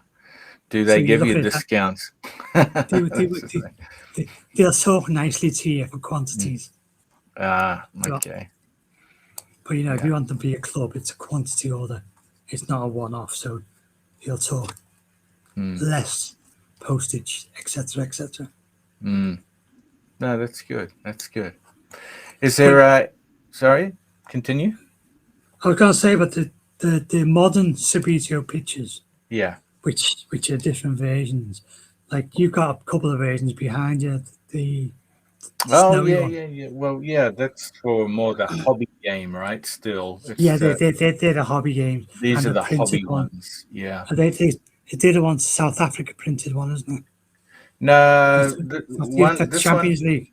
Champions League one, and this is their winter pitch. Yeah, I got them someone gave them to me as a present like last year. I've never used them. I just keep them as decoration. They look great. They do look great. Yeah. They're not brilliant to play on, but they look great. Yeah, that's right. I've never used them to play on, no. So, and the Pegasus pitch is produced in the UK. And it's very similar to the group of pitches that come out when Subbuteo disappeared. There's a group of pitches that come out, like wooden top, and various versions come out. It's similar to them. It's a rubber backed. Right. Yeah. The guys that do war games, I don't even know that. They do a printed surface, which is a rubber backed printed surface. And you can print battle scenes on it. You can print I've seen space designs on them. Yeah. So people tried to print Subbuteo pictures in the same method, but unfortunately, they're not playing surfaces. No, that's right. Gaming surfaces, but they look the part. Yeah, they do. They look the part, but they're not for playing on. And me as a player would prefer a playing pitch. So exactly. Astro Base Fast Track or the EW. They're the pitches to use. Excellent. The real top quality. Excellent. And obviously, the manufacturer of goals comes into it as well. Because you've got a lot of top quality goals manufacturers who make goals, and EW make top end goals. Astro Bake, Buy Me, they make all top end goals. Some goals are made to look like original style goals, like Pepe Cafaro makes lovely looking goals, but the material's too thick for tournament play.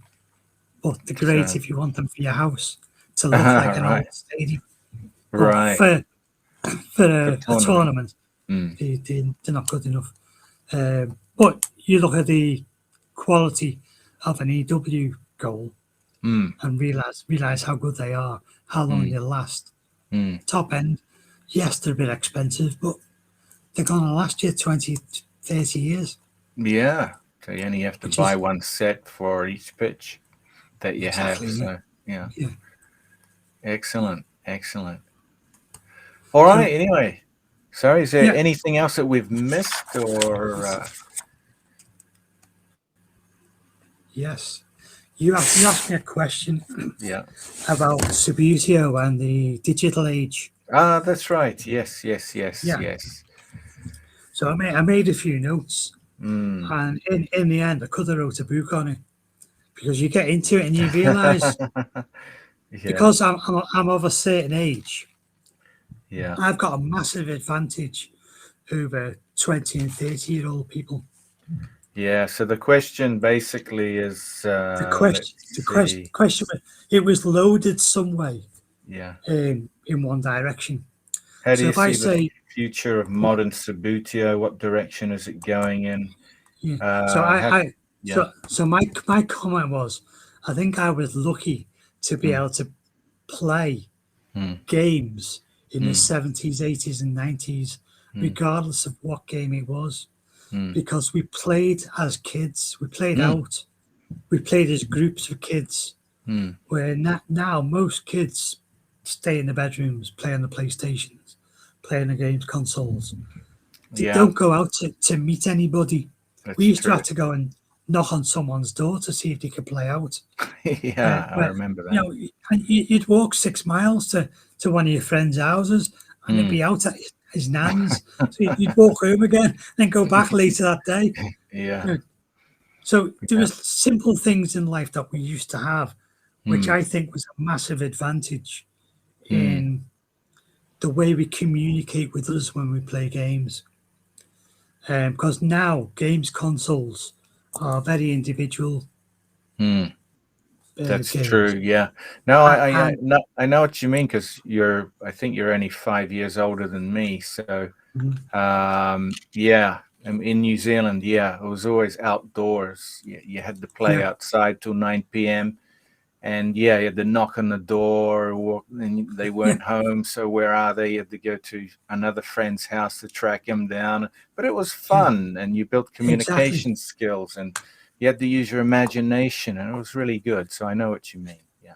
That's right. So the advantage that we had is we had to learn our skills at every game we played. Every single game we played as kids, it Mm. had some form of skill level, Mm. whether it was playing rounders, playing football, basketball, throwing a ball at curb, or hitting a can with a stick. It had a Yeah. skill level involved Mm-hmm. that kids nowadays don't get. Mm. They don't get the communication skills that we had. So they miss a lot of life.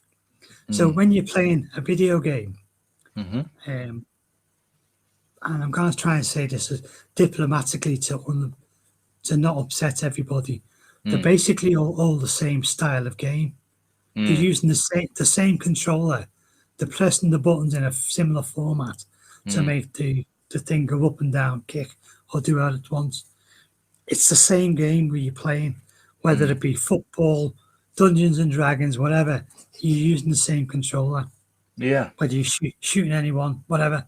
Mm-hmm. And the communication between you and another real person is less, because they're not in the same room generally. You know, they're in another bedroom. Could be 5,000 miles away, but they're in a different bedroom. Mm. So Yeah. So the communication skills human have been, element's not there. Yeah. The human yeah, element's gone. Yeah. it's being lost. So Mm. when you try and encourage children to play games we played as children, they quickly get bored of them, because their natural skill levels not being honed from when Mm. they were 2, 3, 4, 5, 6. Yeah. They've lost it, because like my granddaughter's 2, not even 2 yet, and she can work an iPad better than I can. You know, Yeah. Wow. she 2 years can old. switch an iPad on. 2 years old, knows how to work it, Hmm. but she wouldn't know how to put a set of wickets in the ground and set up a cricket wicket. She wouldn't know how to set up a basketball centre. She wouldn't know how to play football.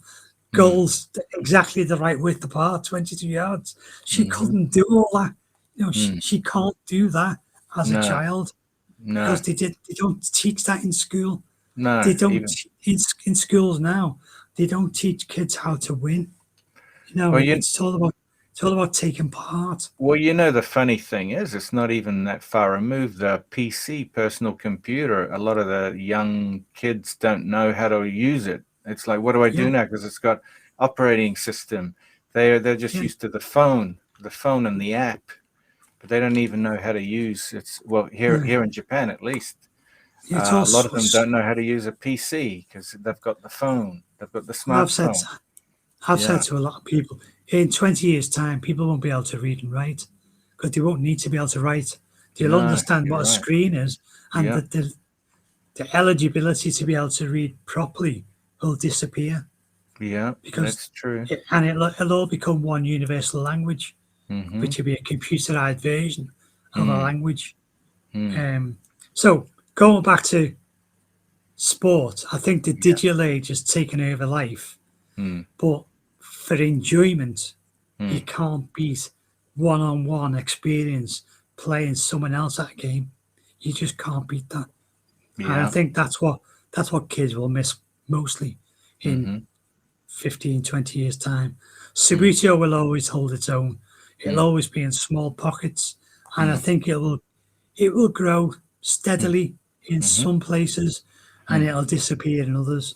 mm. While the manufacturer is still there, it Mm. has a chance.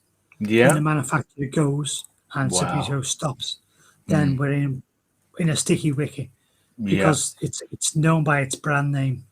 Yeah. No matter which way it's discussed, it's Mhm. known by its brand name. Mm. So, like it or not, we all call it Subbuteo, Yeah. but nothing we use is Subbuteo. You know, No, not anymore. Yeah. no, nothing that's used is really Subbuteo. So Yeah. we call it Subbuteo. We like to say it's Subbuteo, but it's not. Mm. But it is at the same generation. It's Mm. Subbuteo. Mm. So I do think kids have got a raw end of the stick really with Mm. having a computer age. And like I said, we had to knock for people to play out. We had to knock for people to play games. Don't do that anymore.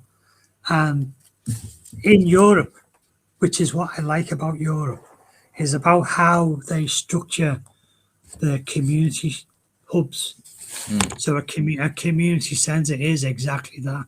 It's a Mm. centre for that community, which Mm. is where in Italy and France and Belgium, they're gifted where their communities are still local and they get together as a group Mm. and they'll play different games and different sports as a group of families, not just as a group of kids, it's a group of families. So dads, granddads, and grandsons will all be playing cricket, rugby, football, Subbuteo, golf. They'll all play the sports Mm. all together. A lot of countries are losing that. Mm. The Americanized world has lost that because The obviously we're the what? the Americanized world because Yeah. they tend to be in bubbles Mm. and they live on their own too Mm. far. Yeah. And the UK is definitely living on its own now. There's Mm. nothing we can do about that. No. We're struggling. Mm. Um, yeah, so I was talking about the sports clubs and the Yeah. attachment to sports clubs is needed really, Mm. and the local community centres to bring Subbuteo back to its where it should be as a game that people can enjoy together. It's not just for one person to sit in the bedroom and say I'm playing Subbuteo.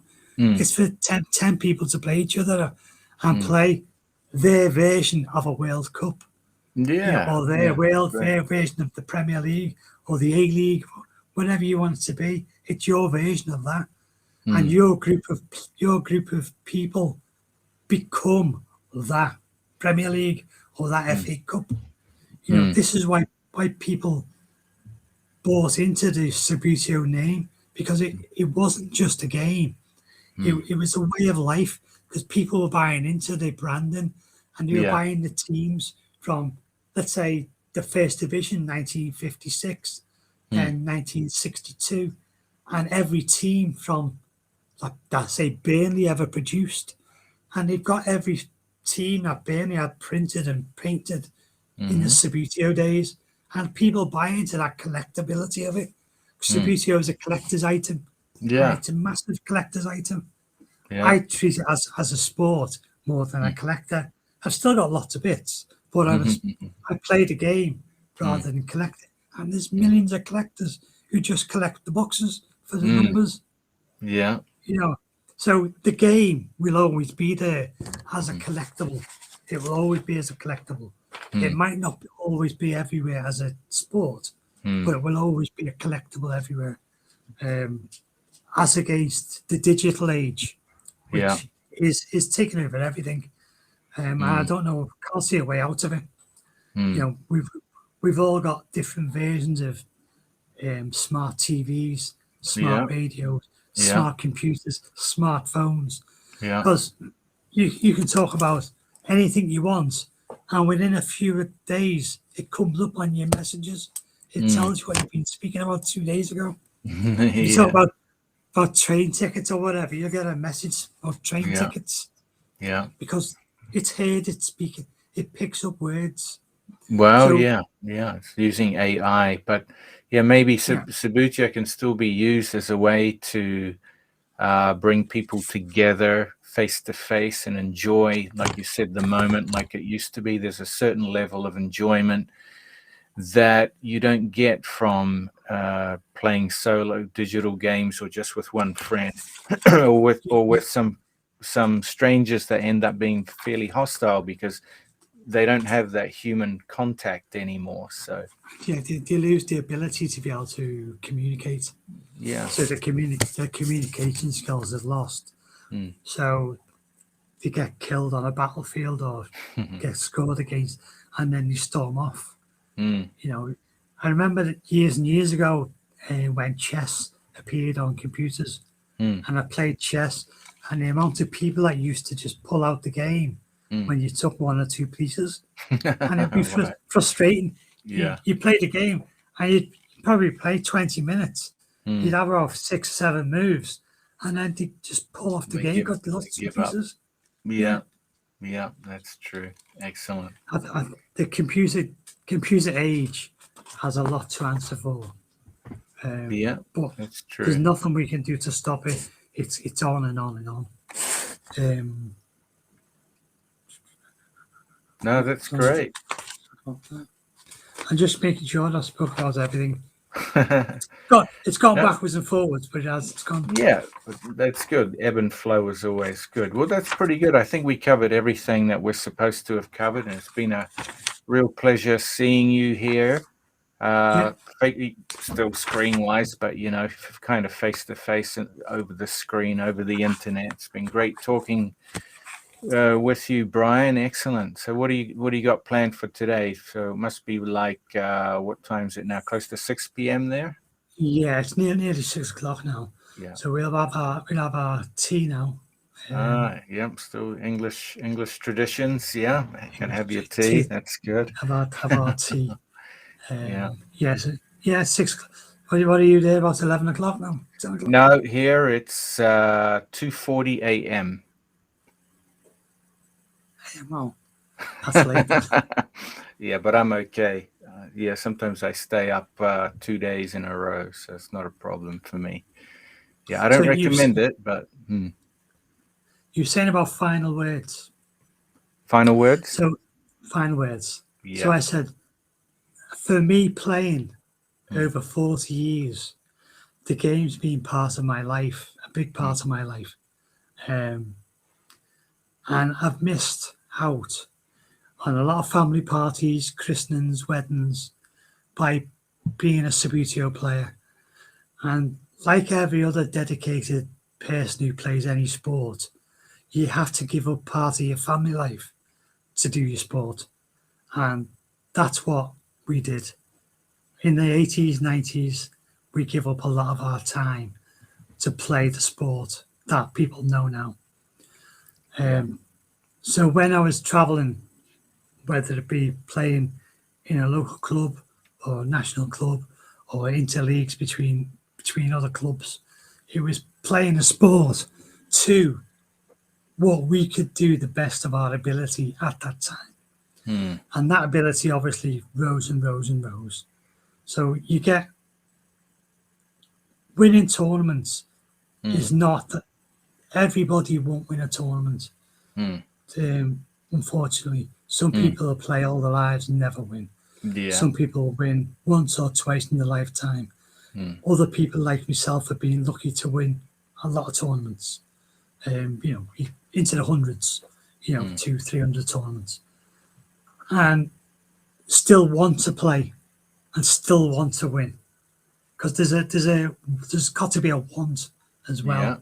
Yeah. I know people who've played to a good standard, and once they've won, the will to win has lost, and they just stop playing because they might have won the local league.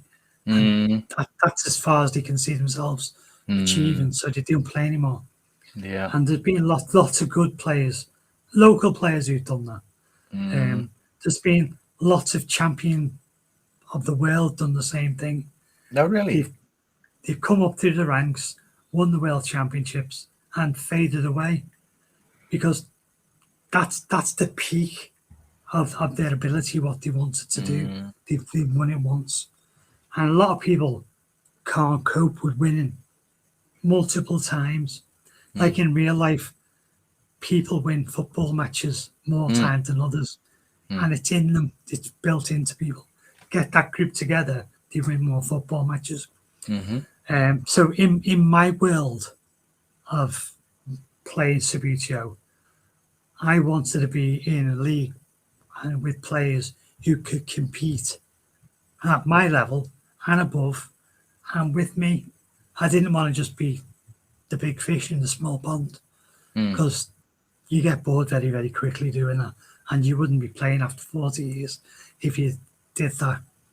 And since I've had my triple bypass, and bear in mind, I didn't play from the 1st of June, and I managed to get in 2 little Wasper tournaments by the end of August. I played 2, and I managed to win my 3rd World Wasper title in August that year.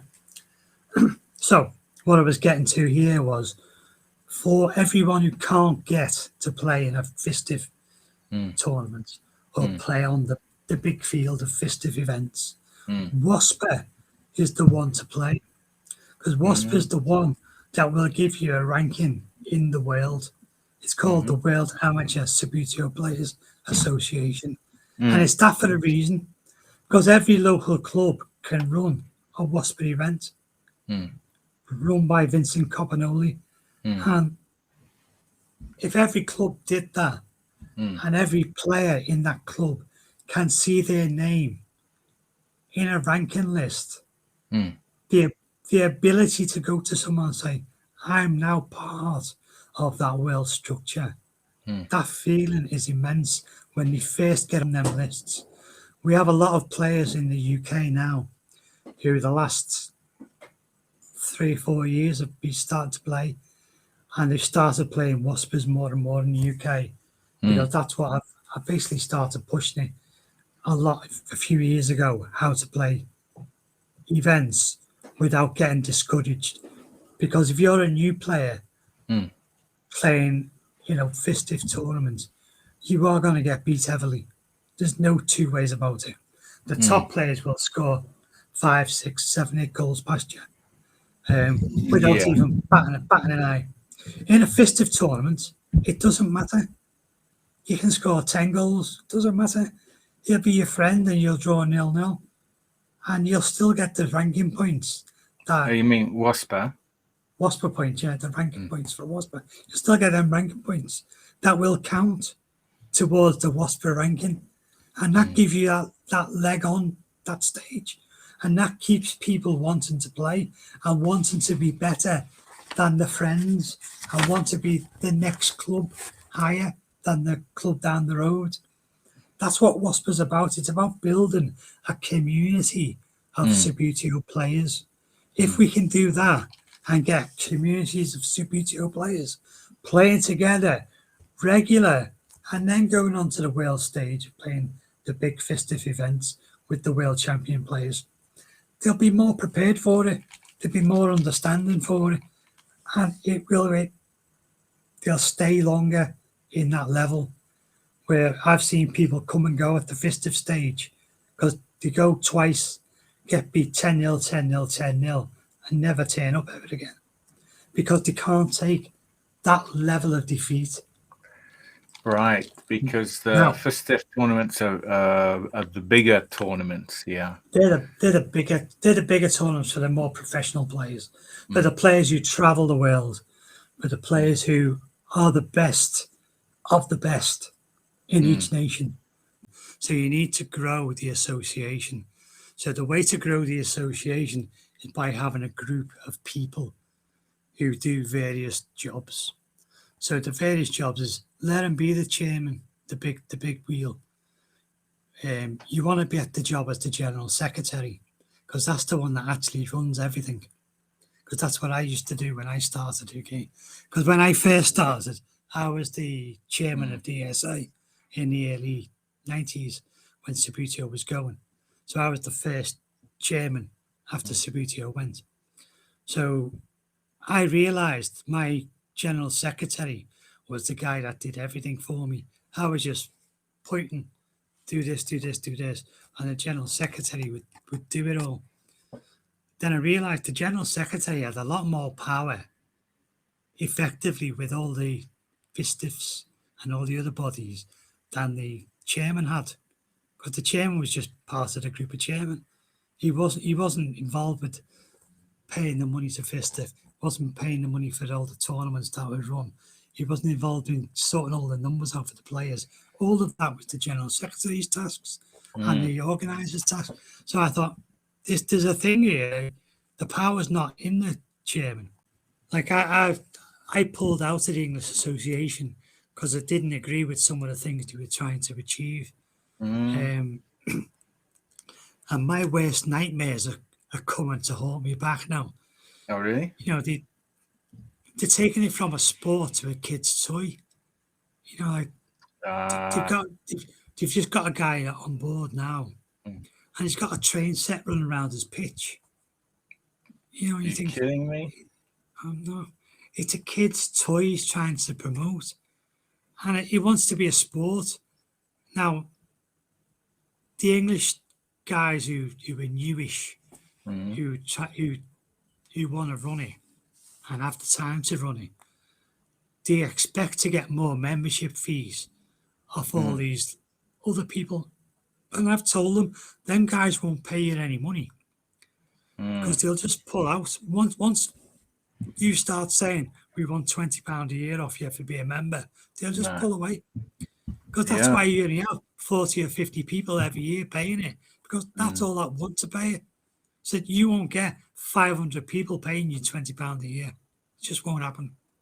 So anyway, that's why they're introducing the solo Subbuteo players and the model Subbuteo players and all the old rules. And I'm watching it, and it's going downhill rapidly because it become a laughing stock on the goal of the week. They had the goal of the week, and one of the goal of the weeks was a fella playing on his own on the living room carpet, and you're thinking, you know, how could that be the goal of the week? how exactly? There's no opponent to stop it. Yeah.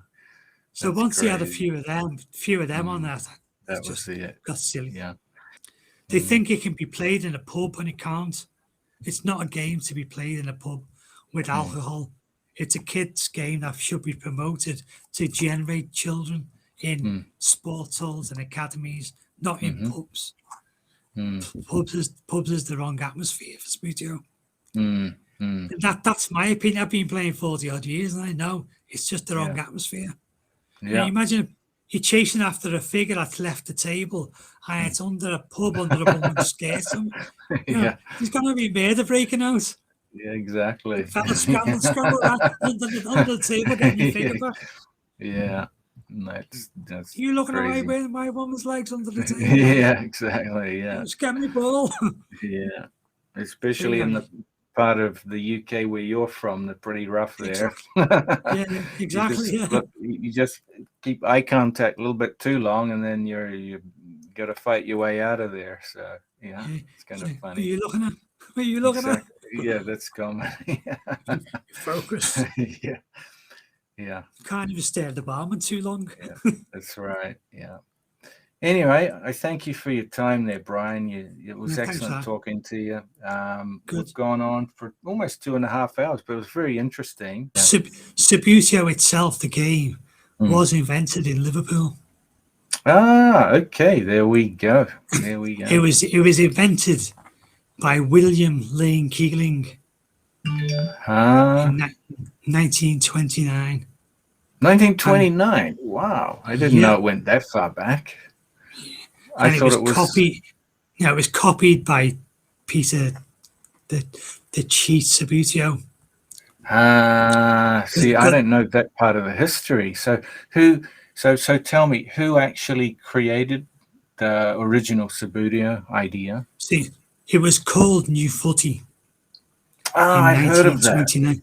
New New Footy yeah. was the original game. And then about in the early mid-50s, I think it was, Subbuteo bought New Footy out. But New Footy brought out the celluloid figures, card figures, which was the original game. Then Peter Adolph copied the same figures. And then New Footy brought out the 3D figure on the modern base, and Subbuteo bought them out. Okay. So Peter Adolph didn't actually design any of the original game itself. He copied it. Ah, I didn't know that. See, I was led to believe Peter Adolph came up with the idea. No, he didn't. That's what most people. That's what most people think. Yeah. People think Subbuteo was Subbuteo. It wasn't. It's a copy of New Footy.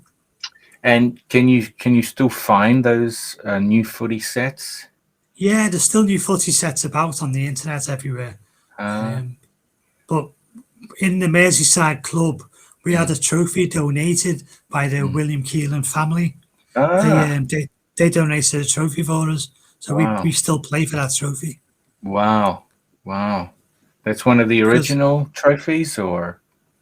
Yeah, it was made in about 83 or 84. So it's gone back a long time. Great. No, I didn't know that. I didn't know that part of history. Wow. Most people don't know who invented it, because it's always said in Subbuteo invented by Peter Adolph, and it wasn't. He didn't invent it. He renamed it. He named it Subbuteo. That's the invention. Kind of stole it then. Stole it, yeah. Like a lot of inventions. It was because he had more money than William Keeling. Right. More family money. So he was able to produce something. Yeah, produce, promote, pay for advertisements. That got him on board. Because he sold it without having a product. It would be illegal today. How he started would be actually illegal today. He didn't actually have a product. He sold the concept and then produced it later. Yeah. That's right. Ah, okay. That's really interesting. That's good. But that's by the by. Yeah. Okay, excellent. Well, I hope to talk to you again sometime, maybe in the future there, Brian. So if you need any help, just give us a shout. I'm always here. Appreciate it. Thank you very much. No worries. That's good. Okay, well, I'll let you have your tea. Excellent. Well, thanks for today, Brian. Really appreciate it.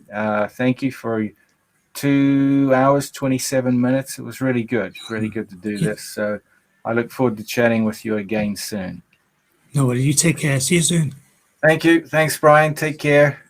Ta-ra now. Have a nice evening. Ta-ra. Cheers.